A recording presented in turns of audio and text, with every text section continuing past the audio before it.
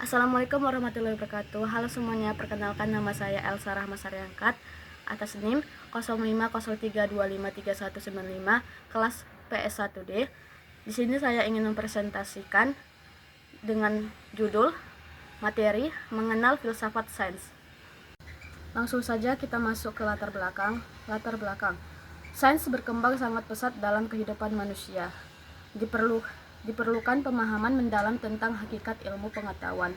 Filsafat sains juga membantu menjawab pertanyaan dasar tentang sains. Pengertian filsafat.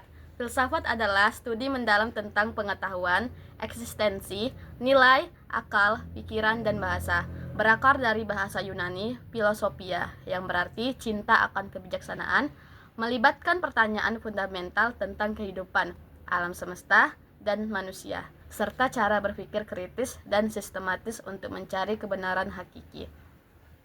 Ini adalah ilmu induk yang mengkaji dasar-dasar dari semua ilmu pengetahuan lain dan mengajak untuk merenung secara radikal dan universal. Asal kata dan makna etimologis. Philos atau philia yaitu cinta atau mencintai. Sophia yaitu kebijaksanaan, kearifan atau pengetahuan. Secara harfiah, cinta akan kebijaksanaan atau mencintai kebenaran.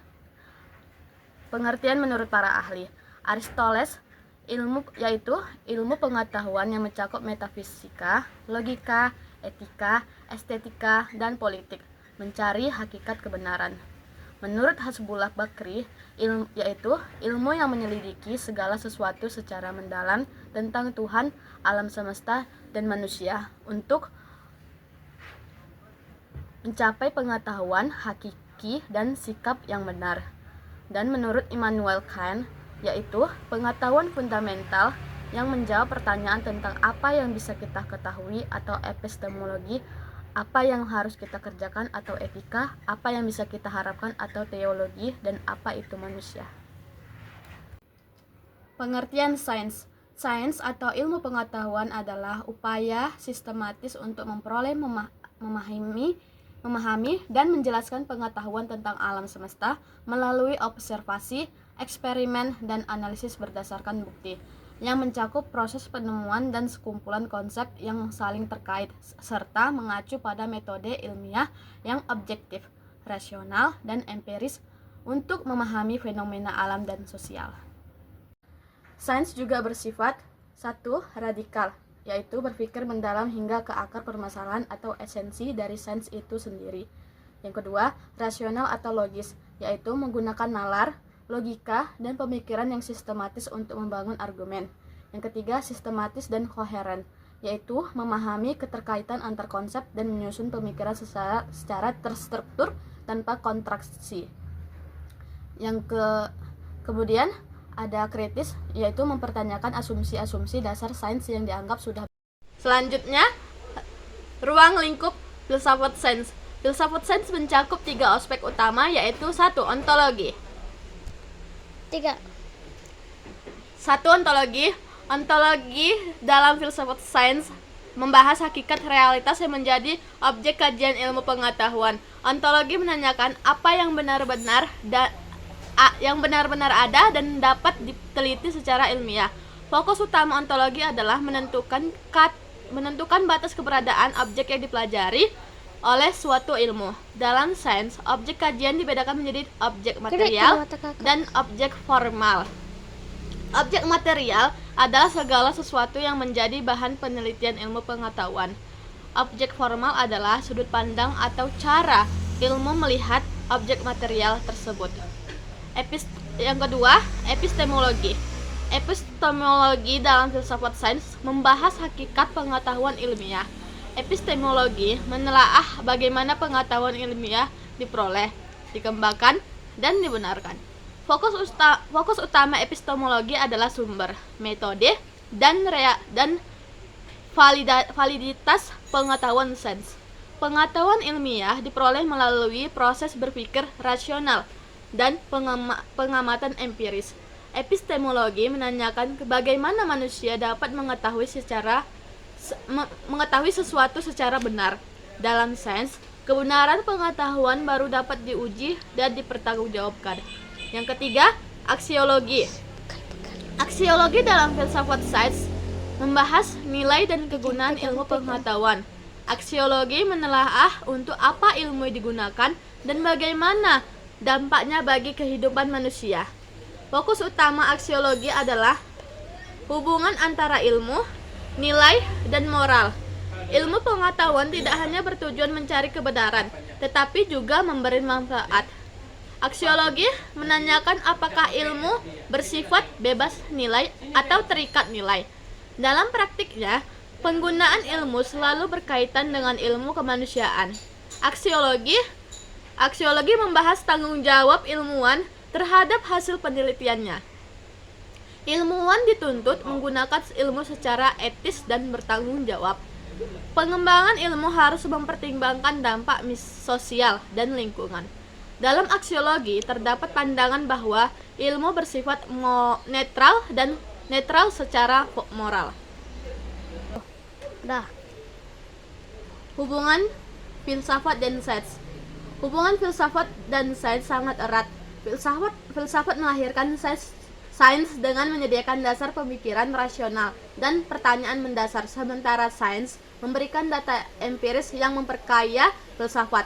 Filsafat mengkaji asumsi, logika, dan etika sains. Filsafat sains membimbing arahnya dan mengkritisi kelemahannya, sedangkan sains mempraktikkan metode dan menjawab pertanyaan konkret yang muncul dari refleksi filosofis, menciptakan simbiosis di mana keduanya saling melengkapi dalam pencarian kebenaran universal dan spesifik.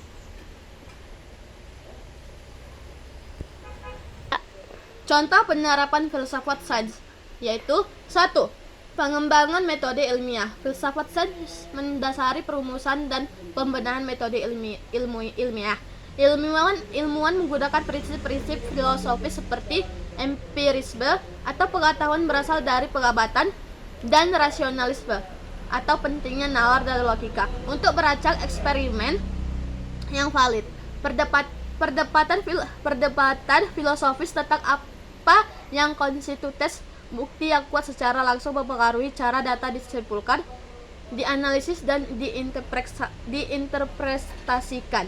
Kedua, membedakan sains dan pseudosains atau falsifikasi Popper. Salah satu penerapan paling terkenal dari filsafat sains adalah kriteria falsifikasi yang diajukan oleh Karl Popper. Prinsip ini menyatakan bahwa agar suatu teori dianggap ilmiah, teori tersebut harus dapat dibuktikan salah melalui pengujian empiris. Contohnya seperti astrologi dianggap pseudosains karena klaimnya terlalu kabur dan tidak dapat difalsifikasikan secara pasti. Yang ketiga, etika dalam penelitian ilmiah. Filsafat sains membantu merumuskan kerangka etis untuk penelitian. Hal ini mencakup pertanyaan mendasar tentang tanggung jawab ilmuwan terhadap masyarakat, integritas data, dan perlindungan subjek penelitian, baik manusia maupun hewan. Contohnya seperti perdebatan etis mengenai rekayasa genetika, kecerdasan buatan, atau penelitian cloning berakar pada diskusi filosofis tentang moralitas, nilai-nilai kemanusiaan, dan konsekuensi jangka panjang dari kemajuan teknologi. Yang keempat, ada perubahan paradigma dalam sejarah sains atau teori Kuhn. Thomas Kuhn memperkenalkan konsep perubahan paradigma di mana sains tidak berkembang secara linear, tetapi melalui revolusi periodik. Penerapan ini membantu kita memahami bagaimana pandangan dunia ilmiah dapat bergeser secara drastis. Contohnya seperti peralihan dari model geosentris, yaitu bumi sebagai pusat tata surya, ke model heliosentris atau matahari sebagai pusat, merupakan contoh klasik dari perubahan paradigma yang membentuk kembali seluruh bintang astronomi dan fisika. Yang kelima, ada pengembalian kebijakan publik berbasis bukti. Prinsip-prinsip filsafat sains seperti pentingnya bukti empiris, pengujian hipotesis, dan peer review digunakan dalam perumusan kebijakan publik. Contoh, kebijakan kesehatan masyarakat seperti respons terhadap pandemi didasarkan pada data epidemiologi dan prinsip-prinsip ilmiah tentang validitas bukti. Filsafat sains memastikan bahwa keputusan kritis didasarkan pada penalaran yang kuat dan data yang kredibel.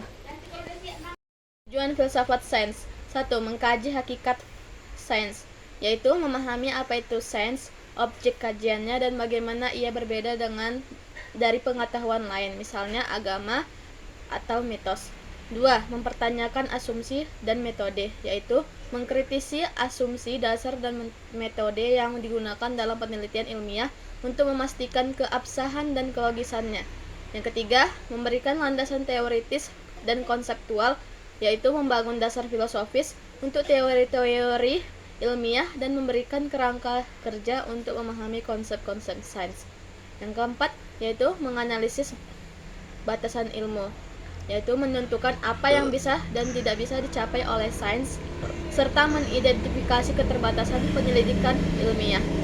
Yang kelima, mengembangkan etika dan nilai, yaitu memahami nilai-nilai yang memengaruhi sains dan mengintegrasikan pertimbangan etis dalam praktik ilmiah demi kemajuan manusia. Baiklah, saya akan membacakan kesimpulan dari materi ini, yaitu filsafat sains sebagai kajian kritis. Filsafat sains adalah disiplin filsafat yang menyelidiki dasar, metode, batasan, dan implikasi dari ilmu pengetahuan atau sains. Ini melampaui praktik sains sehari-hari untuk memahami mengapa dan bagaimana sains bekerja.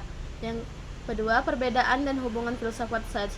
Meskipun sains bersifat khusus dan objektif, menggunakan metode ilmiah atau eksperimen dan observasi, sementara filsafat bersifat umum dan subjektif, menggunakan akal pikiran. Keduanya saling berhubungan dan melengkapi dalam upaya manusia memahami alam semesta dan realitas. Kemudian, pentingnya berpikir kritis.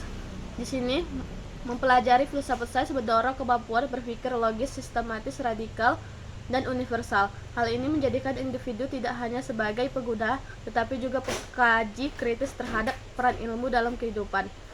Yang kemudian, sains adalah proses dan produk. Sains dipahami sebagai suatu cara untuk memperoleh pengetahuan atau proses ilmiah yang menghasilkan produk ilmiah atau pengetahuan baru dan sikap ilmiah. Sekian presentasi dari saya. Wassalamualaikum warahmatullahi wabarakatuh.